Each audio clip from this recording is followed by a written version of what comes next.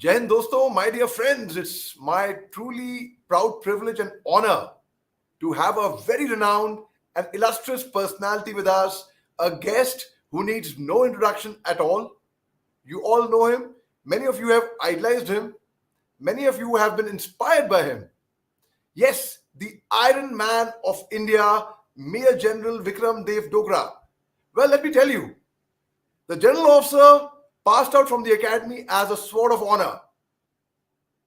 He was awarded the President's Gold Medal in Academy. An extremely fit, agile, a very intelligent, very smart cadet who graduated on to become an officer. Joined the Armored Corps, commanded the Pune Horse.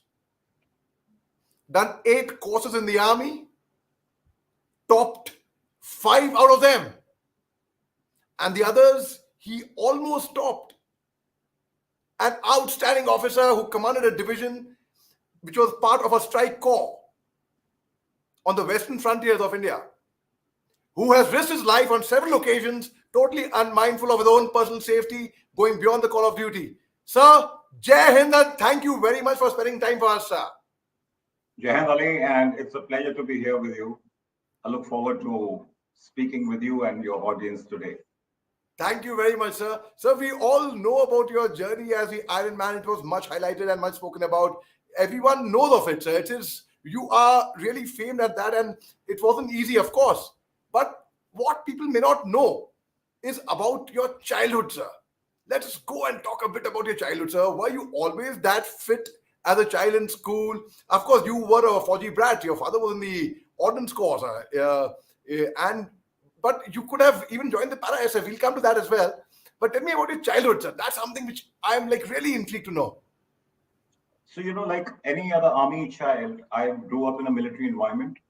And I stayed in a place called Princess Park in Delhi, where there were about 100 military families. Most of them, their fathers were in field areas. And I spent about 6 years of my early childhood out there. And what made that place unique was that every evening from about 5 to 8:30 in the evening, because it was a very protected environment, we used to be out playing. And I think that's where I got molded into fitness, into sports. And that was my starting point. But having said that, I must also admit that when I joined a hostel in Missouri, St. George's College, I found that I wasn't as fit as the children out there. They had been running uphill and cross countries and stuff like that. And I found myself wanting out there. Now, that was as much about school. But thereafter, when I joined the NDA, I was, for the first 2 terms, put into the weak squad for physical fitness. And in the afternoons, when people were relaxing, you get about half an hour, 45 minutes of time to relax, after you come back from your classes and lunch. I was put through extra PT and other stuff to be able to catch up with my course mates. But that was something which really worked well, because by the time I joined my 3rd term, I was passing my higher tests in physical fitness. So my childhood was very, very checkered, where lots of games, but yet I found myself wanting in fitness, and the environment was all military. And the people with whom I interacted today, even now I'm in touch with them.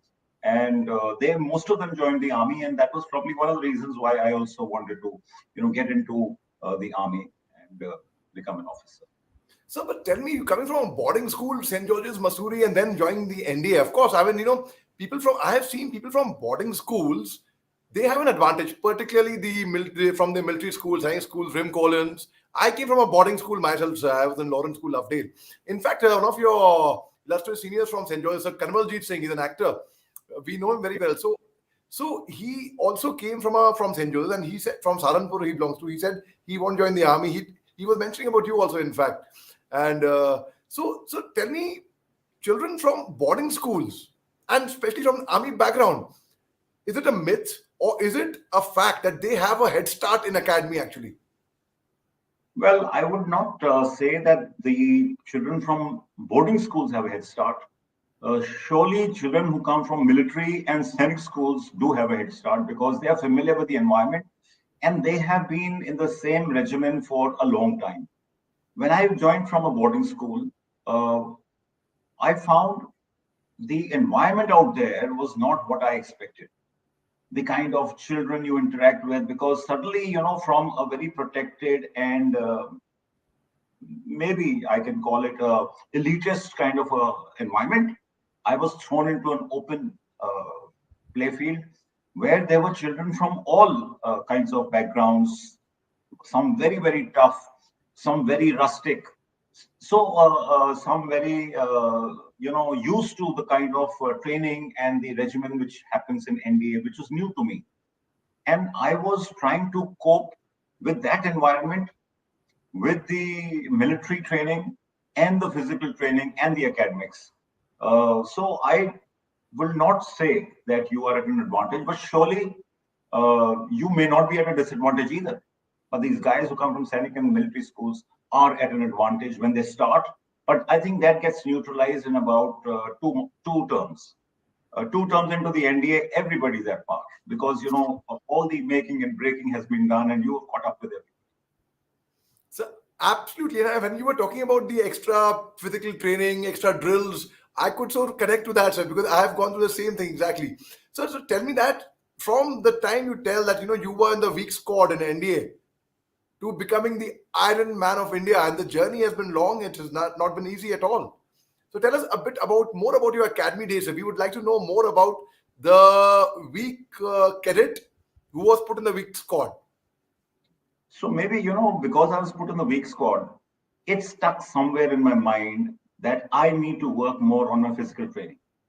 And therefore, in the NDA, I really focused a lot on my physical ability, on my marching, on my, sports. And by the time I passed out from the NDA, I was the best in physical fitness. I got a medal for that. And I was the best in drill, best in shooting. Now, in all this rigmarole, what happened was that my academics got neglected. I was focusing so hard on my physical fitness and games that I did not give adequate attention to my studies, which resulted in my CGPA in NDA coming to a very, very low amount. It was probably even less than what was required to pass out of the academy. But because I had done so well in the academics, in the physical domain, they let me through. But when I came to IMA, I had learned my lesson. I knew that it has to be a good mix between physical fitness and your academics. So I focused on my academics and kept working on my physical training. I must give an example like, when you go for a run in the morning in a squad, you are in, say, BPT rig. You're not doing BPT, but you are running in a squad. So the squad runs at a constant pace, which is somewhere close to that of the weakest cadet who's there. So for me to benefit, I used to start, lifting my knees parallel to the ground and running, which gave me almost 1.5 times of the tempo and intensity of training that the other squad was doing. And I would do that regularly. It was used to be very exhausting, but I wanted to enhance my physical standard. So that was the way I went about. Probably because what had happened to me in NDA, I was focusing so much on the physical part that so by the time I finished my IMA, I had got the paramedal for being the best in outdoor physical fitness, the best in marching, best in shooting, and everything in the physical domain. And my academics were also good because I had learned my lesson. So I think that's how my journey from through India went and IMA went.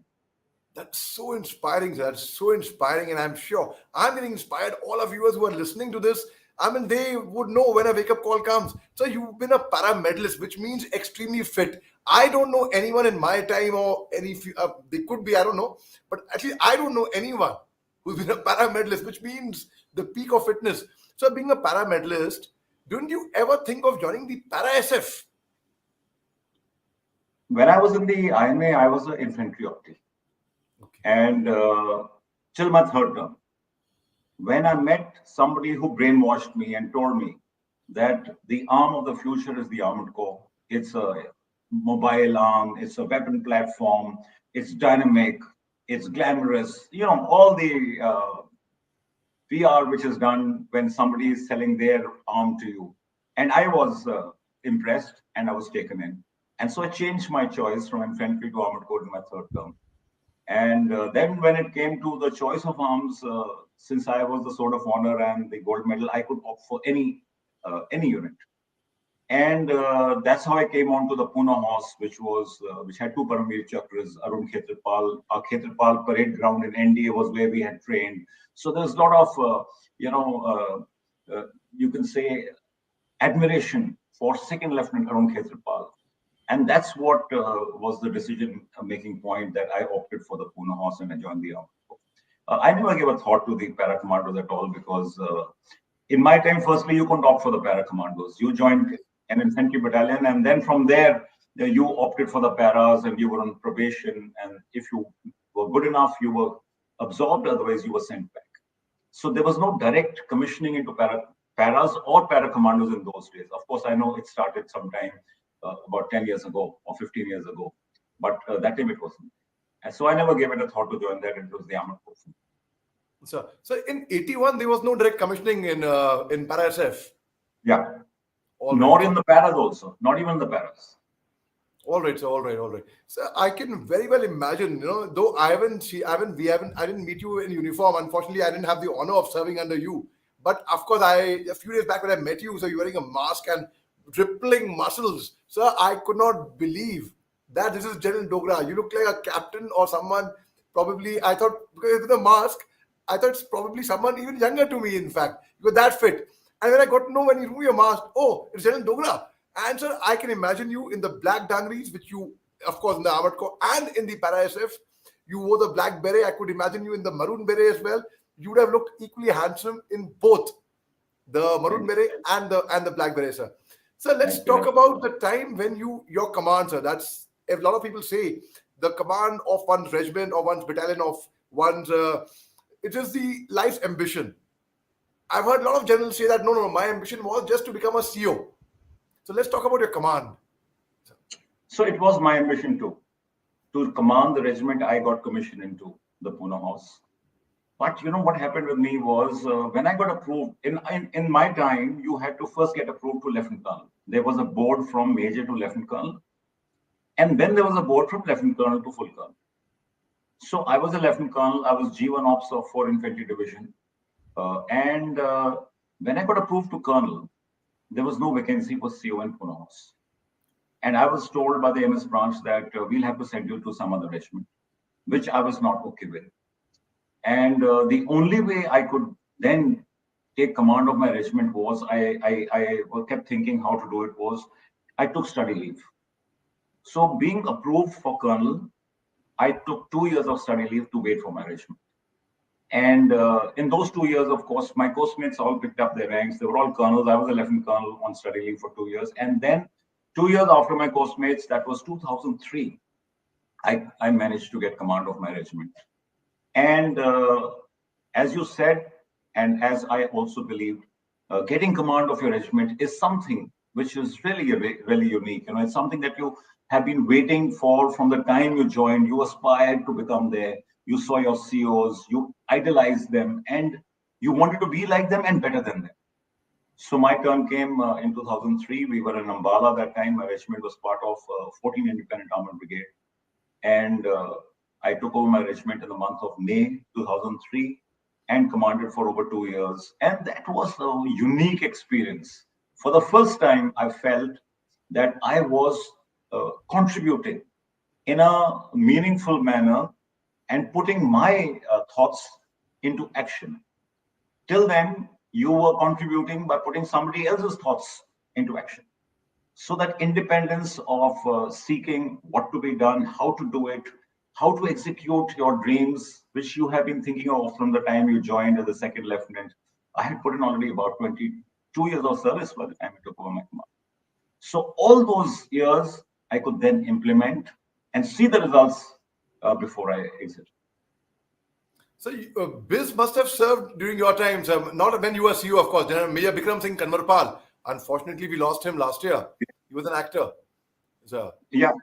He was Pune horse, if I'm not mistaken. No, no, no. Okay, sir. I thought you were mixing up with somebody else. No, he was not from All there. right, No. sir. It is so inspiring. And so when you took over your brigade, and of course you had different tenures. So tell us a bit about your brigade command, sir. That again, and how different was it than commanding a regiment, sir? It was totally different. Post commanding the brigade or post taking over the brigade, I realized that the last command that you can actually use to implement whatever you have and your contact with the troops is the commanding officer of you. Beyond that, you get distanced from your command, from your troops, and the dynamics are totally different as a brigade commander. So I took over an armored brigade, which was on the Western Front. And this was a armored brigade, part of a defensive formation. So we had 4 regiments, a recce support, and a mechanized battalion, and 2 armored regiments. And I realized that things have to be now. The dynamics, like I said, are different because it is the COs who have to execute what you visualize. You may visualize the world, but till they put that into practice, there's no way you can go beyond them and talk to them in. So you have now one more layer in between, and that layer becomes very important. So you need to motivate those guys, you need to channelize them, and you need to, through them, implement your command. So the dynamics are different. And like I said, the last effective command I think the army has is the colonel's, that of a battalion commander. Everything beyond that is more to do with your conceptualizing, your vision, your giving direction, but the implementation has to be done by somebody else. And so, how was the feeling when you first wore your rank of a major general? You know, the baton and the cross sword and the star over there, and of course, and in the vehicle you get those 2 stars as a major general. You know, that is like, of course, you had acclimatized it from becoming a 1-star general, a brigadier, now to a major general, and you are taking over a division. So, how was the feeling on the first day when you wore the uniform as a major general? See, the feeling is no doubt good, but since you have waited so long for it, I think the excitement of it is somewhere already gone.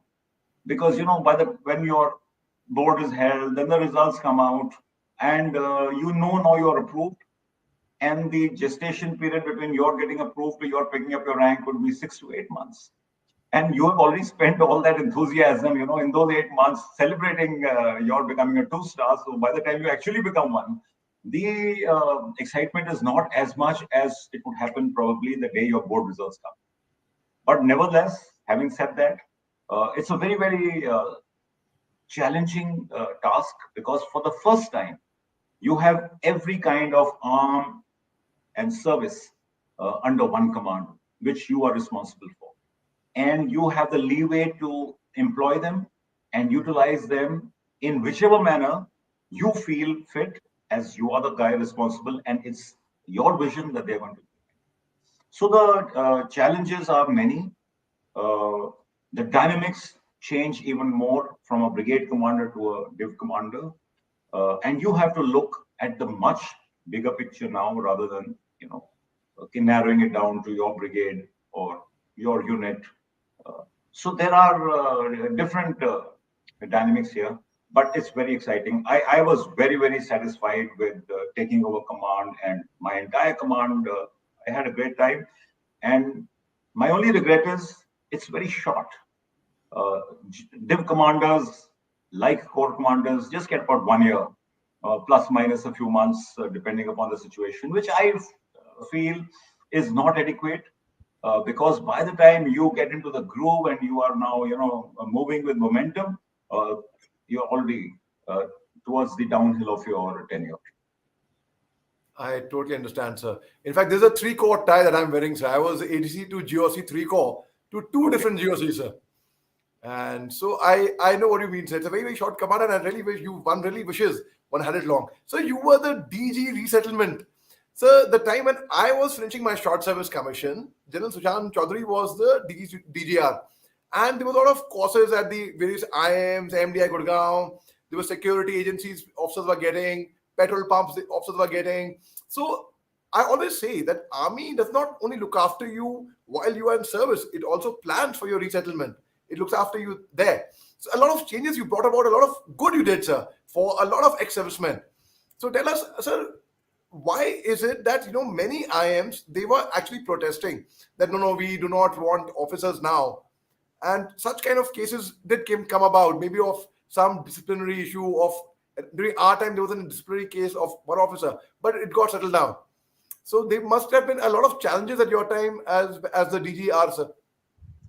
These IMs and other people with whom we associate, for them actually it's a challenge, because what we are now giving the officers is a very short and truncated exposure to an MBA course.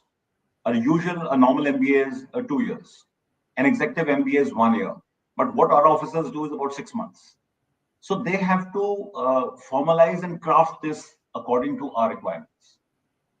Uh, there's a little bit of pressure we exert on them for this. They look at it to have army officers here because it is, good for their image that there are these army officers who are doing a course with them.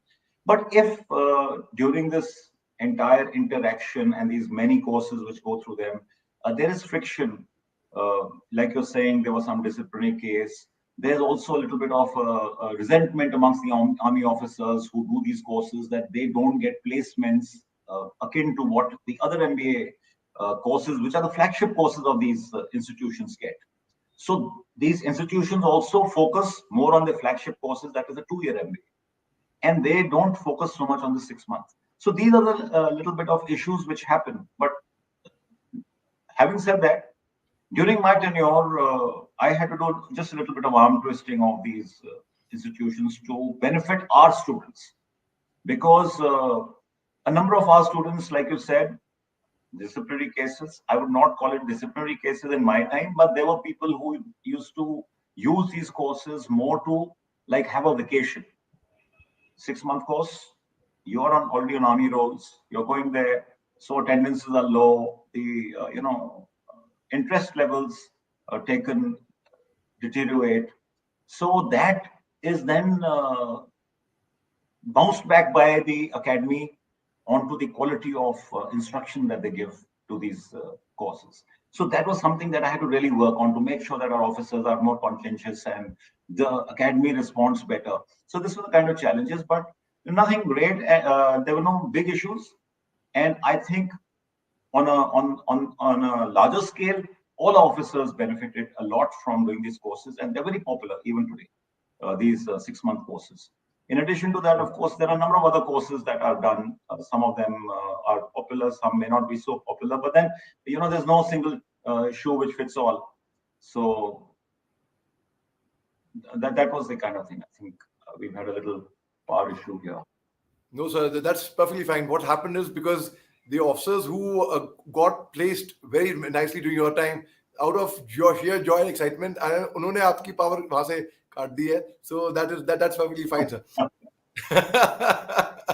Sir, is it true, sir, that either you get the 6 months IM course, or you get a petrol pump, or you get a security? Take choice, hai, or you can apply for all at the same time? No. What you can do is the 6 month course is available to everybody. But if you do the 6 month course, there is a certain time till which you cannot apply for any of the other benefits that the DGR gives you. Okay, because you are doing the 6 month course at army rolls, and I think 50% of the cost is borne by the government and 50% is by you.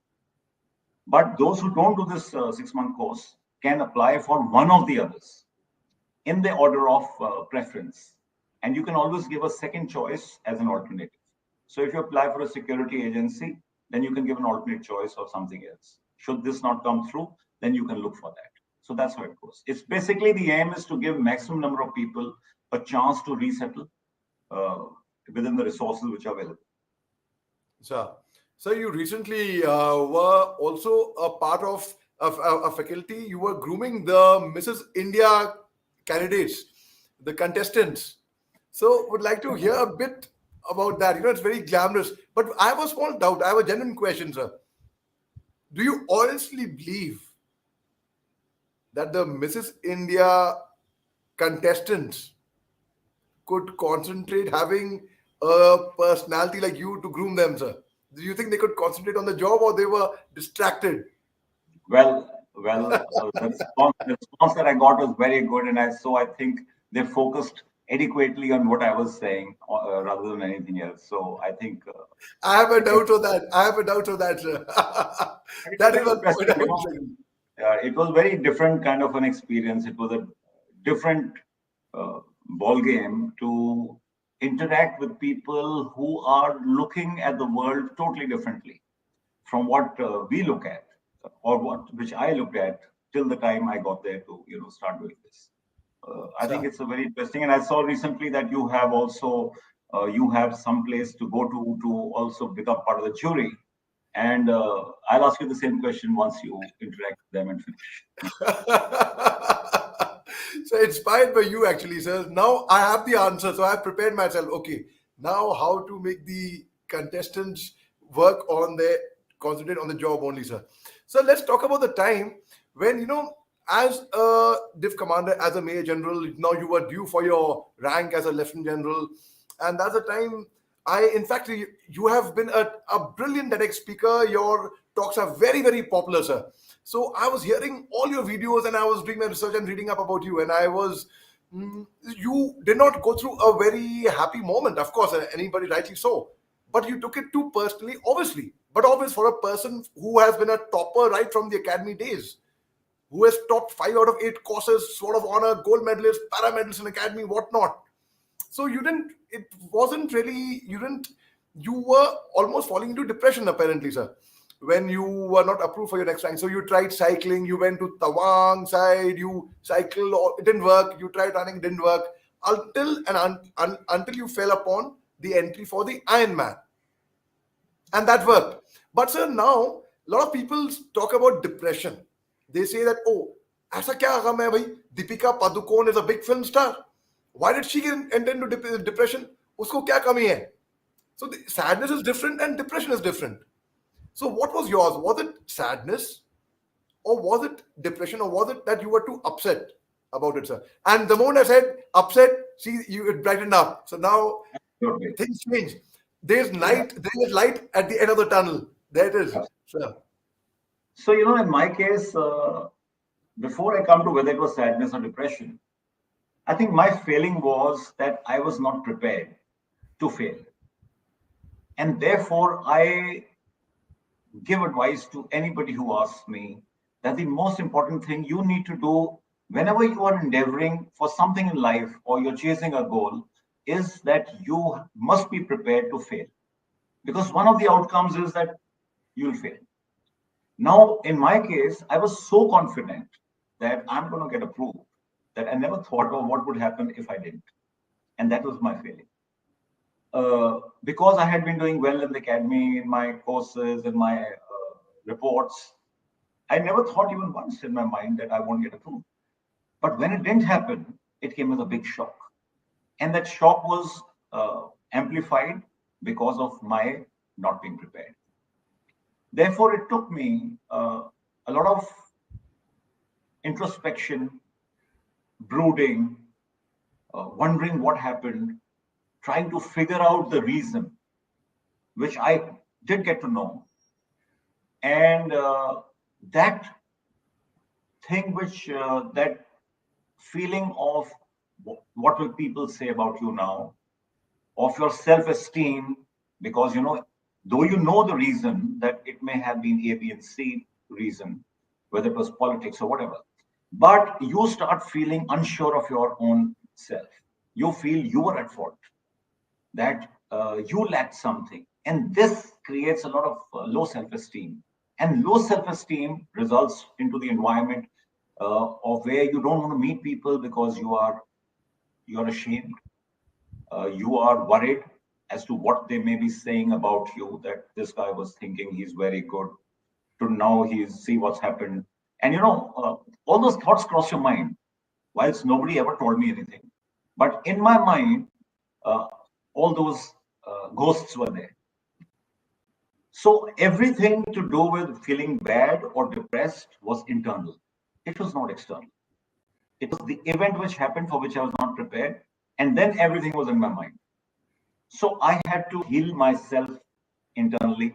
And I found a very effective way of healing myself. Firstly, was to de-link and hibernate.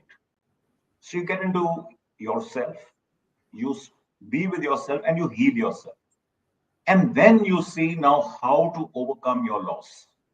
How can you do something which will esteem? So in my case, I was very low on my confidence after this, despite knowing that it was not my fault, but yet I was low on confidence. So I needed to do something to prove it to myself, and that's how then I got into the Ironman thing, and I managed to redeem myself.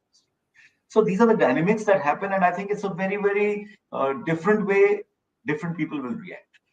But on the in the bigger picture kind of thing, or say conceptually, it is something like what I explained. I think everybody who has a failure goes through similar kind of a situation.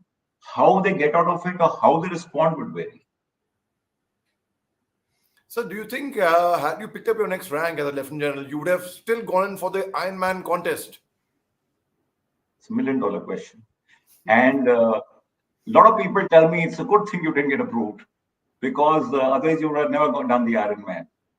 And I can't give you the answer to that because it is a hypothetical question and you never know how things go.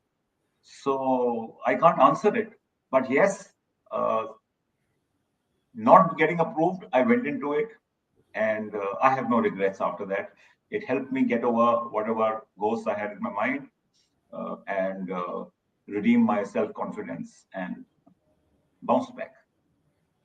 The only serving general in the world to have got the title of the Iron Man. Of course, it sounds very glamorous, so it's not that easy. Of course, you had to train a lot extensively, swimming such a long distance, cycling of 180 kilometers, running for 42.2 kilometers. It wasn't easy. I mean, but of course, and we become mentally tough in academy, especially the route marches that we do.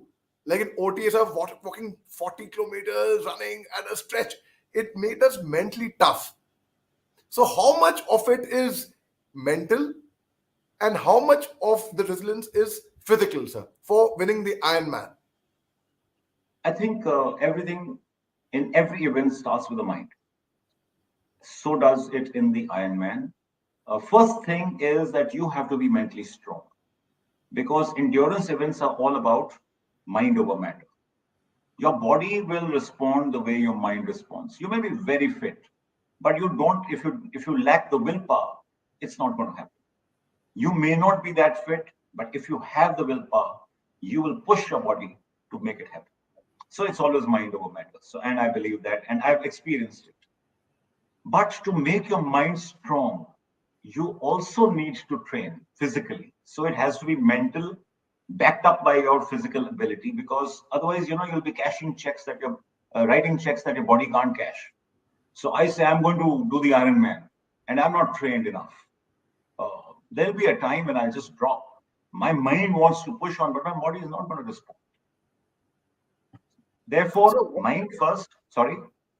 no, so sorry, please, sir, please go on. Therefore, first mind, and then it must be backed up by the body. Both need to play, but the mind is more. Very well said, sir. Mind matters. Sir, I have seen your videos when you are finishing your Ironman, running with the Indian flag, and you are closing it. Sir, फौज में हम BPT 5 kilometre की BPT भाग के we used to be falling flat completely. Right? As if there's no tomorrow. No, बस बहुत हो गया. But here you appeared very cool, despite 17 hours of non-stop, swimming, cycling, running, a long distance, and you appeared very cool about it, sir. Did you like 5 kilometers भाग के you feel like collapsing? So did you feel ऐसा लगा नहीं आपको देख के video में? Or was it that you felt like it? You were, since people are watching you, there were eyeballs on you. You were controlling yourself. कि भाई अब बस हो गया बस चित हो जाऊं मैं बिल्कुल. So you're right. Like they say, the world is a stage. Well, you are under observation, and I have a reputation. I have an image to maintain. you can't be behaving in a manner that you are finished and you're exhausted and you're done with. But let me assure you, anybody who does the Ironman is tired, however good, however fit you may be. But how you react is now in your hands. It's the way you think. So the way I went about it was that I knew that now the finish line is close. I could hear the sound of the compare who was on a mic and the applauding for other people who were finishing before me. So I knew that I'm close. I knew about 2-3 kilometers left. So you need to get hold of yourself. You need to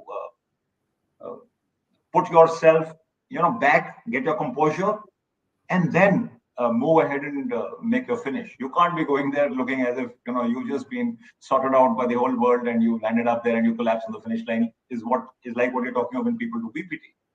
So I think it's very important. It's something that we must teach people, that you must keep your composure. Don't let yourself go by what is happening to you. What you show need not be what is happening inside, because after all, you are being watched, you are being assessed. I'm not being talking about assessment and watching in terms of somebody doing something good for you, or giving you marks, not that way. But there is an image that you need to maintain at all times, so that especially for officers in the Indian Army, you may be grieving, but you can't show that grief to your troops because you are a leader. So it's very important for leaders to be able to maintain. And that's probably what I was trying to do also. When I finished, I was tired, I was exhausted. The moment it got over, I had to go and do whatever is required to recoup, eat, lie down, get my breath back. But till then, you need to be composed. So you worked so hard for it. You were also working. You had your job. You have. I'm not saying a job. Because the army not a job. It's a way of life. But you had your office. You had your work till evening, and then you would train off office hours. ये नहीं कि office के time में train कर रहे हैं. And especially on weekends. Say on Saturday nights, you would set off for cycling at say at 10 at night and return back at 7 a.m. So whereas people on Saturday night would be going on partying to discotheques and they would be enjoying themselves or going on for a meal or a glass of beer. So you have really, really actually worked hard, put in your blood and soil and the passion, sir. So इसमें खर्चा भी बहुत हुआ होगा, and you borne the expense on your own. And how supportive was the army right from the time of the idea was conceptualized in your mind to granting permission to seeing you through the entire competition, sir? Well, I never approached the army for anything. Firstly, the assignment that that is DG resettlement, doesn't come under the army. It is directly under the Ministry of Ex-Servicemen Welfare, and therefore my boss was an IS secretary. So I didn't report in any way to the army headquarters, but yet I was, of course, in connection with them, but I didn't inform them about my Ironman event. It was only when I applied for permission to go abroad. There is a clause which says that if you're going to undertake any kind of physical activity abroad or any competition, then you must seek clearance from the MT directorate. And therefore, I wrote a DO to the DGMT, who wrote back a letter saying that, yes, we have no issue. And that was all. And probably the DGMT didn't even know what Ironman is, because very few people in the army, at least at that time, were exposed to the Ironman event. So that was the only interaction. So there was no support from the army that I sought. And of course, since I didn't seek any support, I didn't get any. The army only got involved the day it got over, because this video of my finishing the Ironman with that flag running, that somehow got viral. And you know how army WhatsApp groups are. Anything which is put there is circulated, since this was to do with an army guy, it went viral. And then my wife got a call from the army headquarters, asking that what was this event, and if you can give us a little write up and send us a couple of photographs, which she did. We were that time we were touring around Europe. And then based on that write up and those photographs, the army tweeted. And that tweet was picked up by Rahul Gandhi and other news channels and stuff, and then that's how it went. So there was no support from the army. But talking about expenses, it's an expensive sport. no doubt, your cycle that you use for the triathlon can cost anything between 1.5 lakhs to about 9 lakhs. Now, which bike you buy is purely up to you, but 1.5 lakhs is the minimum that that cycle will cost. Thereafter, then of course there are you need to wear a triathlon suit, other equipment that you need. You need to look at your hydration and nourishment, which can't happen in the conventional manner. I mean, you can't be having a nimbu pani and running the Ironman. So there are some supplements which are required in terms of your nourishment. So all that expense, and then of course your travel to the place, your registration for the Ironman. Your registration itself is about $1,000 just to enter the event. Then you need to travel there. Then you need to stay there, and all that. So I would say that if I was to give it a figure for the first Ironman anybody would do, you would need to spend at least about 5 lakhs. Right, sir. Sir, Yeah. one more thing, because bicycle is 1.5 lakhs to 9 lakhs, it's very expensive. So I have a friend in the Navy, Commander Gauri Mishra. Her son holds the world record for cycling the longest distance in, or probably the Indian record, perhaps. His name is registered in the World Book of Record, actually, formally. So they have got sponsorships. So I would like to know, didn't companies like Hero or Mr. Munjal or someone approach you for sponsorship, sir? That why don't you endorse our brand and we would provide you the cycle or the gear and the equipment and such things. Well, if I had approached them, maybe they might have agreed, but I didn't approach anybody because, like I told you, it was a very personal thing I was going for. I was going there to redeem my self esteem, just to myself. That's why I didn't inform the army. I didn't speak to anybody, and therefore I didn't approach any company. Also, I believe that I don't need to ask. It's not really good for the image of the army for a general to be going and asking for sponsorship No, from of course, no. You didn't companies. ask. Uh, Didn't they approach you? Seeing you in the No, news, no, didn't no. they approach themselves? They should have. So the cycles that you use for the Ironman are not built by Hero or any of these Atlas and stuff like that. These are all, in fact, none of these cycles are made here. There is only one company which assembles them here. Rest all of them are imported. So really, there is no linkage between these cycling, you know, huge corporates that we have and the Ironman kind of cycles that we talk. Sir, it's been so inspiring speaking to you, sir. And before learned a lot. Before we part ways for the day, any parting message you would like to share for our viewers, for the youth of a country, for people who aspire to be the Iron Man? Well, one message I would like to give everybody is, and I give my own example, that I never thought I would do the Ironman. I could do the Ironman. I always wanted to do it, but I never thought that it would be possible for me to do it when I was 58. But I set out to chase the dream that I had. I worked and I could manage to do it. So, my message is that firstly, don't limit your dreams. Don't say that I have a dream, but I don't think I'll be able to do it. Dream big. Thereafter, set about a plan on how to chase your dream. And if you do that, and if you believe in yourself, your dream will come true. So, this is what I want to tell people. Don't limit yourself, dream big, because everything starts with a dream. Very well said, sir. Very well said. That's been so inspiring, sir. Thank you very much. So grateful to you for taking your time and truly was inspired by your talk, sir. Thank you very much, sir. More power to you, sir. And sir, one more thing. Before we part ways, a few years back, I would like to tell our viewers, I was flying from Mumbai to Delhi. And in the aircraft, there's a bus. So we saw a very handsome young man in the bus wearing very smart boots. So we have a thing for gear for so I have hey smart boots, dude. So you're like, yeah, actually my father's in the army and that's all. So that is I'm talking about Angad Dogra, about General Dogra's son, and we became friends and we got to know we both are from the creative industry, and then the connection only grew further. So more power to you and my love to Angad and regards to your family, sir. Jai Hind, sir. Thank you, Ali. Thank you so much, Jan. It's been a pleasure talking to you. I look forward to more interaction. Thank Good you luck. very much, sir. Thank you, sir. Ending the broadcast, sir.